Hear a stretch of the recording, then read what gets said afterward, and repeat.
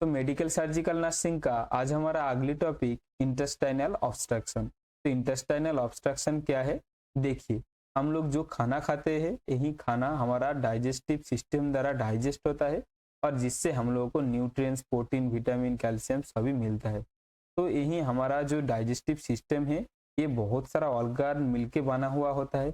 जैसे हमारा माउथ से स्टार्ट होता है, माउथ के बाद इसोफेगस, उसके बाद स्टोमक, उसके बाद स्मॉल इंटेस्टाइन, लार्ज इंटेस्टाइन। ये एक रूट जैसा है, एक पाइप जैसा है जिसको बोला जाता है गैस्ट्रो इंटेस्टाइनल ट्रैक्ट। और इसके छोड़ के बहुत सारा ऑर्गन है जो हमारा डाइजेशन के लिए हेल्प करता है। जैसे हमारा लीवर है, पैंक्रियास है, गॉल ब्लैडर है, स्टोमक के द्वारा भी स्टोमक जूस। ये बहुत सारा ऑर्गन मिला के बहुत सारा एंजाइम रिलीज करता है जो हमारा खाना को ब्रेक डाउन करने के लिए हेल्प करता है। तो हम लोग जब खाना खाते हैं वही खाना क्या होता है हमारा स्टोमक में आके जमा होता है। स्टोमक में खाना का ब्रेक डाउन होता है, बहुत सारा एंजाइम्स मिलता है जो डाइजेशन के लिए हेल्प करता है। उसके बाद वही खाना का नाम हो जाता है काइम। और वही काइम क्या होता है धीरे धीरे इंटेस्टाइन में आता है और यही इंटेस्टाइन में खाना के अंदर जितना न्यूट्रिएंट्स है वही न्यूट्रिएंट्स को ऑब्जर्व करके ब्लड में मिला दिया जाता है। उसके बाद धीरे धीरे वही काइम धीरे धीरे लार्ज इंटेस्टाइन में आता है, स्मॉल इंटेस्टाइन के बाद लार्ज इंटेस्टाइन में आता है। और लार्ज इंटेस्टाइन में यही काइम से जितना वाटर रहता है वाटर कंटेंट को सूख लिया जाता है। उसके बाद वाटर पानी ब्लड वेसल में मिला दिया जाता है। उसके बाद जो वेस्ट प्रोडक्ट निकलता है वो आके हमारा रेक्टम में इकट्ठा होता है, जो टूल के हिसाब से हमारा बॉडी से बाहर आ जाता है। तो ये होता है हमारा डाइजेस्टिव सिस्टम। लेकिन डाइजेस्टिव सिस्टम में जब भी यही हमारा स्मॉल इंटेस्टाइन नहीं तो लार्ज इंटेस्टाइन, यही इंटेस्टाइन में किसी भी कारण पे ब्लॉक हो जाता है तब इसको इंटेस्टाइनल ऑब्स्ट्रक्शन बोला जाता है। तो लार्ज इंटेस्टाइन और स्मॉल इंटेस्टाइन में जब ब्लॉक होता है काइम, वही काइम और फूड जब एक तरफ से दूसरी तरफ नहीं जा पाता है तब क्या होता है जो इंटेस्टाइन ब्लॉक होता है वही ब्लॉक को इंटेस्टाइनल ऑब्स्ट्रक्शन बोला जाता है। ठीक है, तो इंटेस्टाइनल ऑब्स्ट्रक्शन इंट्रोडक्शन देख लेते हैं। An intestinal obstruction occur when small or large intestine is blocked, and blockage can be partial or completely, and it prevent passes of food or and fluid, even gases through the bowel। क्या बोल रहा है intestinal obstruction मतलब जब हमारा small intestine और large intestine किसी भी कारण पे ब्लॉक हो जाता है। और यही ब्लॉक हो सकता है पार्शियल, मतलब थोड़ा बहुत ब्लॉक हुआ, थोड़ा सा खाली है जिससे थ्रू खाना निकल सकता है, तो ऐसा ब्लॉक को पार्शियल ब्लॉक बोला जाता है। और कंप्लीट ब्लॉक मतलब पूरा पूरी खाना एक तरफ से दूसरी तरफ जाना बंद हो जाता है, इंटेस्टाइन पूरा ब्लॉक हो जाता है। और ये क्या करता है प्रिवेंट होता है normal passes of food, gas और फ्लूइड एक तरफ से दूसरी तरफ नहीं जा पाता है, तब इसको इंटेस्टाइनल ऑब्स्ट्रक्शन बोला जाता है। और इंटेस्टाइनल ऑब्स्ट्रक्शन का कारण क्या क्या है, इटियोलॉजिकल फैक्टर के अंदर क्या क्या बोल रहा है देख लीजिए। फास्ट कॉजेस क्या है, वॉल्वुलस, ट्विस्टिंग ऑफ इंटेस्टाइन। देखिए नॉर्मली हमारा इंटेस्टाइन ऐसे होना चाहिए, लेकिन जब इंटेस्टाइन ट्विस्ट हो जाता है ऐसे ही हो जाता है तब इसको वॉल्वुलस बोला जाता है। तो दूसरा कारण है adhesion due to infection. Adhesion क्या है, तो एधेशन ये है जब हमारा इंटेस्टाइन में फाइबरस टिश्यू फॉर्म हो जाता है।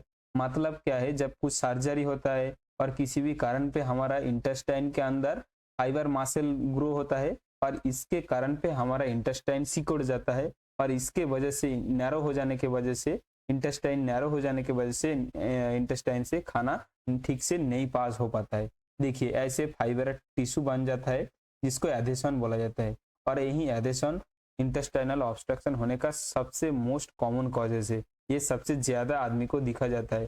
तो हमारा जो नॉर्सेट का एग्जाम है, एग्जाम में आया था तो इंटेस्टाइनल ऑब्स्ट्रक्शन का सबसे मोस्ट कॉजेज क्या है, तो उसका आंसर होगा एधेशन। तो पता चल गया एधेशन क्या है।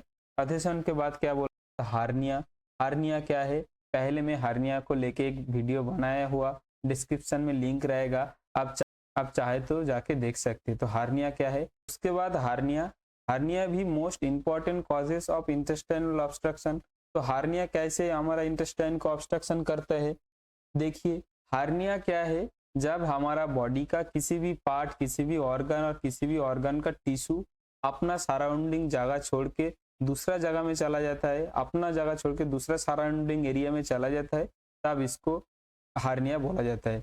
जैसे हमारा एब्डोमेन में इंटेस्टाइन रहता है और यही इंटेस्टाइन जब एब्डोमिनल मसल वीक होने के वजह से एब्डोमिनल मसल से पोर्ट्रेट होके बाहर आ जाता है, तब इसको एब्डोमिनल हार्निया बोला जाता है। एब्डोमिनल का बहुत सारा रीजन है, जैसे हार्निया होता है उसके हिसाब से उसका अलग अलग नाम दिया जाता है, जैसे femoral hernia, umbilical hernia, inguinal hernia, hiatus hernia, ये सभी बहुत तरह का हार्निया होता है। तो जब भी हमारा एब्डोमेन में हार्निया होता है, देखिए जब एब्डोमेन में हार्निया होता है ऐसे इंटेस्टाइन एब्डोमिनल मसल वीक होने की वजह से वही वीक पॉइंट से प्रोट्रूड होके बाहर में आ जाता है, स्किन के अंदर जम जाता है, तब इसको बोला जाता है हार्निया।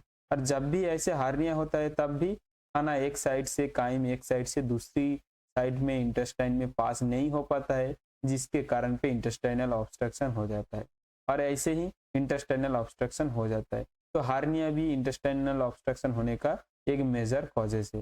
इंट्रासुसेप्शन इंटेस्टाइनल ऑब्स्ट्रक्शन क्या है, देखिए जब हमारा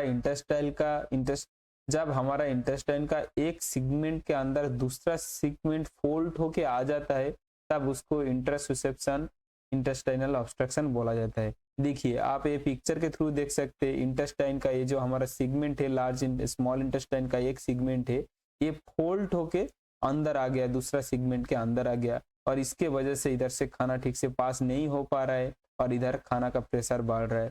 तो ये भी एक कॉमन कॉजेज है इंटेस्टाइनल ऑब्स्ट्रक्शन का।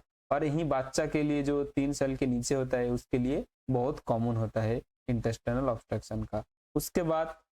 उसके बाद malformation of intestine in infant.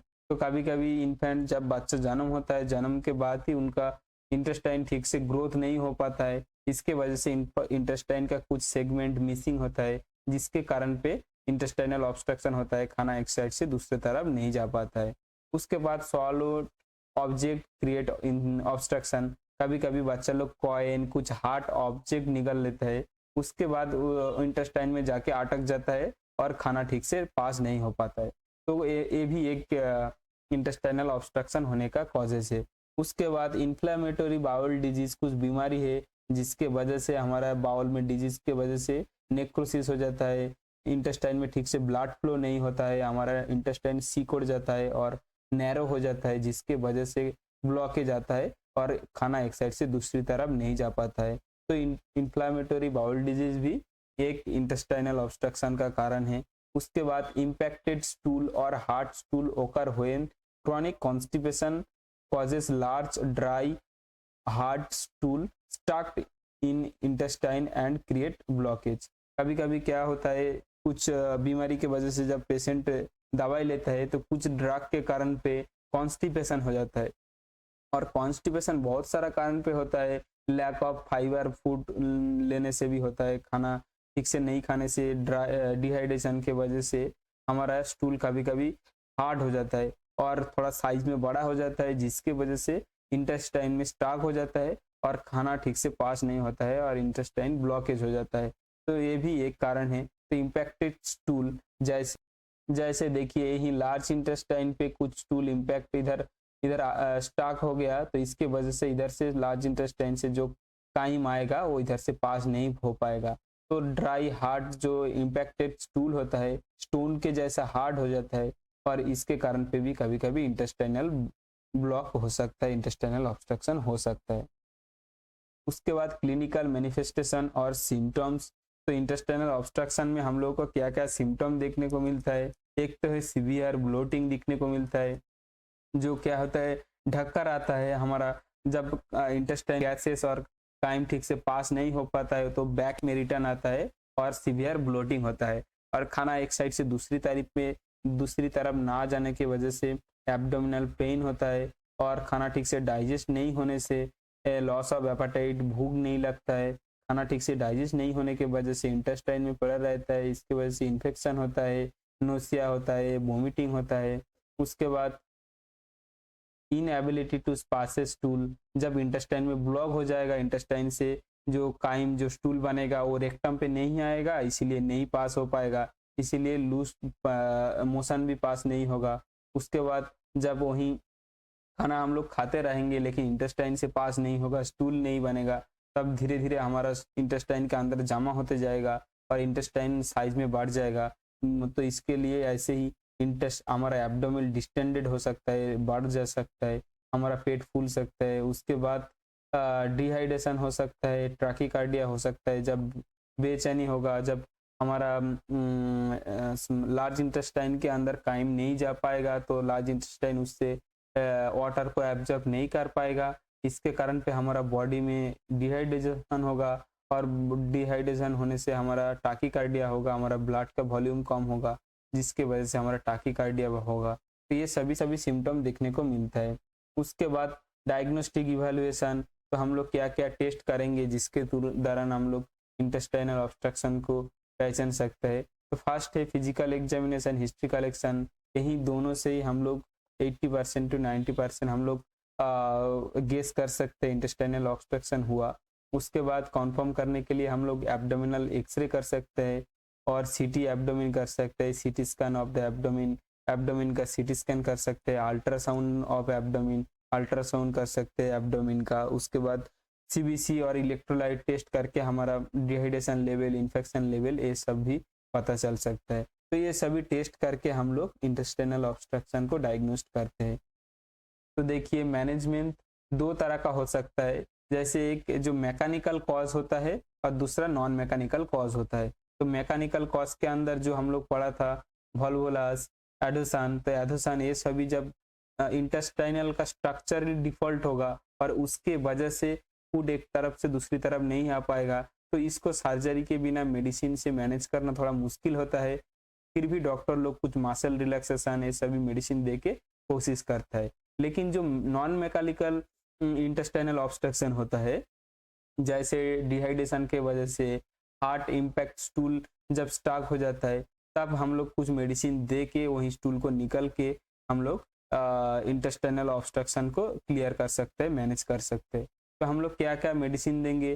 Provide laxative, तो कुछ सिरप, कुछ मेडिसिन आता है जो हमारा स्टूल को सॉफ्ट बनाता है और इजीली पास हो जाता है, तो वही लैक्सेटिव मेडिसिन हम लोग दे सकते हैं।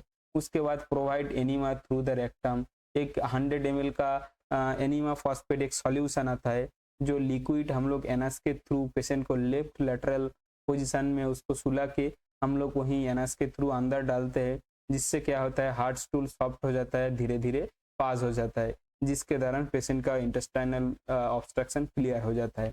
उसके बाद एनाल्जेसिक देंगे टू रिड्यूस पेन, जब कुछ मैकेनिकल कॉजेस के वजह से, जैसे वॉल्वुलस हो सकता है और ऐसे ही इंटेस्टाइन में स्ट्रक्चर कुछ डिफॉल्ट हो सकता है, जिसकी वजह से पेशेंट को सीवियर पेन होता है, और वही पेन को कम करने के लिए हम लोग पैरासीटामोल, बास्कोपेन, ट्रामाडोल ये सभी एनाल्जेसिक प्रिस्क्राइब कर सकते, दे सकते। उसके बाद provide anti gastric medicine to prevent gastritis. देखिए हमारा गैस्ट्रोइंटेस्टाइनल ट्रैक्ट ब्लॉक है, इंटेस्टाइन ब्लॉक है, उस टाइम पे हमारा जो फूड है वो इंटेस्टाइन के अंदर रह जाता है, जिसके दौरान गैस हो सकता है। तो गैस को कम करने के लिए हम लोग एंटी गैस्ट्रिक मेडिसिन दे सकते हैं।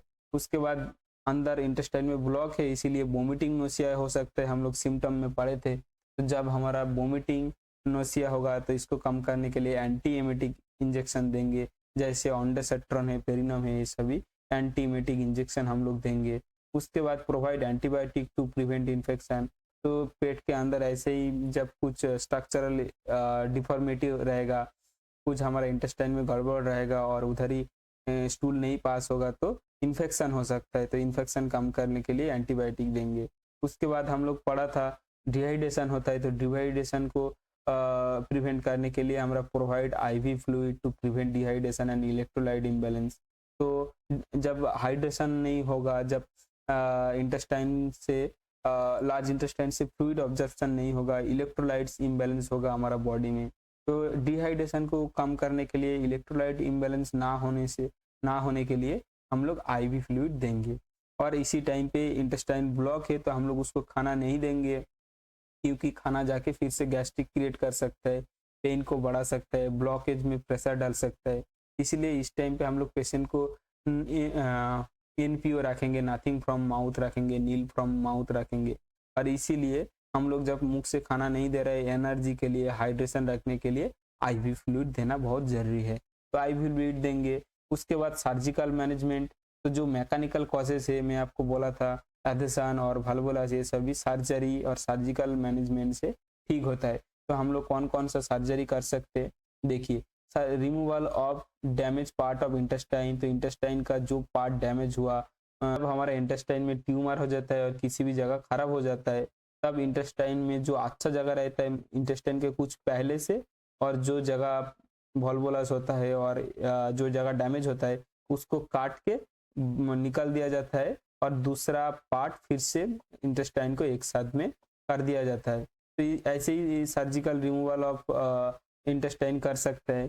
तो कालेक्टोमी क्या है, देखिए कालेक्टोमी है ऐसे ही जो इंटेस्टाइन का जो पार्ट खराब हो जाता है, ज़्यादातर जो लार्ज इंटेस्टाइन का जो पार्ट होता है ट्रांसवर्स कोलोन, सिग्मोइड कोलोन, इधर भी किसी भी एरिया में ब्लॉकेज हो जाता है, खराब हो जाता है, वॉल्वुलास होता है, तो वहीं जगह से क्या होता है डॉक्टर लोग काट देता है और इंटेस्टाइन में एक बैग लगा देता है। जो बैग हमारा बॉडी के बाहर रहता है, एक्सटर्नली हम लोग बाहर से देख सकते हैं, ऐसे पाउच जैसा बैग लगा देता है जिसमें सभी हमारा काइम जो स्टूल बनता है वो आके इकट्ठा होता है और उधर से ही हम लोग को डिस्कट करना पड़ता है।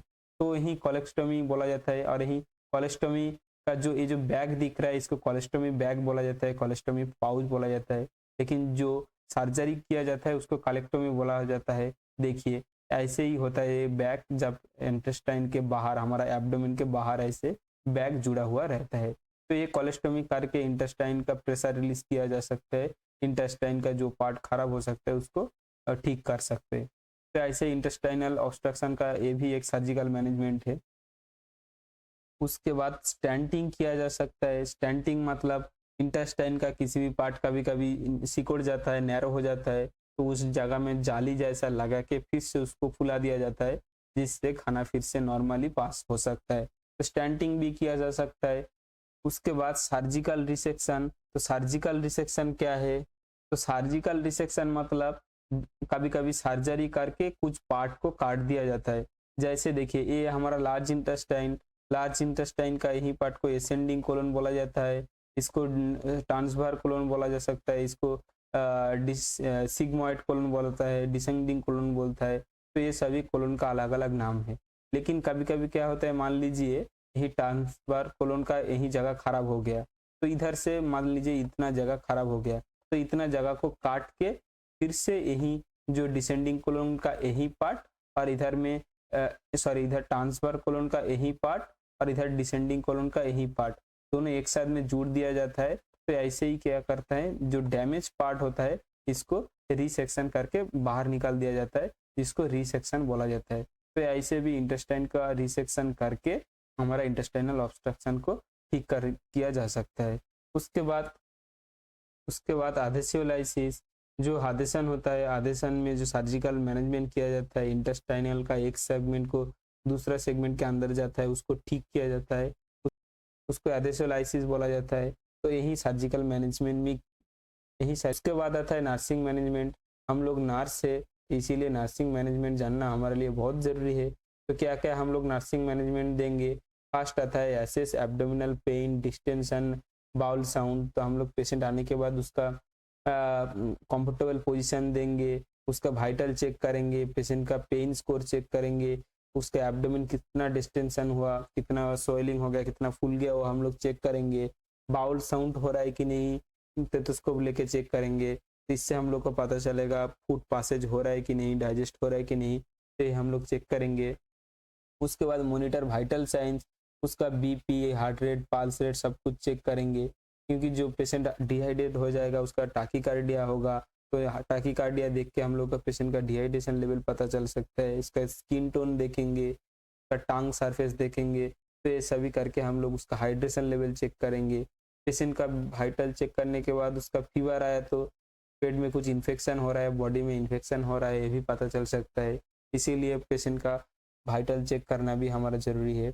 उसके बाद monitor NG tube to drain food and gases. उसके बाद हम लोग उनका एनजी ट्यूब डालेंगे, नाक से नेसोगैस्ट्रिक ट्यूब डालेंगे, जो इंटेस्टाइन में ब्लॉक के वजह से स्टोमक के अंदर जो गैस बनता है, उधर जो खाना पड़ा रहता है, जो डाइजेस्ट नहीं हो पाता है, उसको हम लोग निकाल लेंगे। और एनजी ट्यूब डालने से गैस भी निकल जाता है, तो इसीलिए हम लोग एनजी ट्यूब डालेंगे, एनजी ट्यूब को मॉनिटर करेंगे।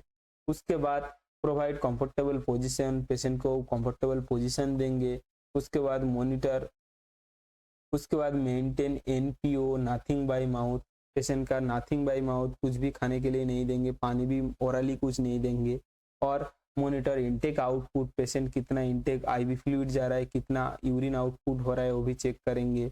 उसके बाद provide IV fluid and prescribe medicine, उसके बाद administer IV fluid and prescribe medicine, तो हम लोग आईवी फ्लूइड देंगे कंटिन्यूअसली। उसके बाद जो डॉक्टर मेडिसिन बताते हैं वही प्रिस्क्राइब मेडिसिन देंगे। प्रोवाइड माउथ केयर, पेशेंट को माउथ केयर देंगे।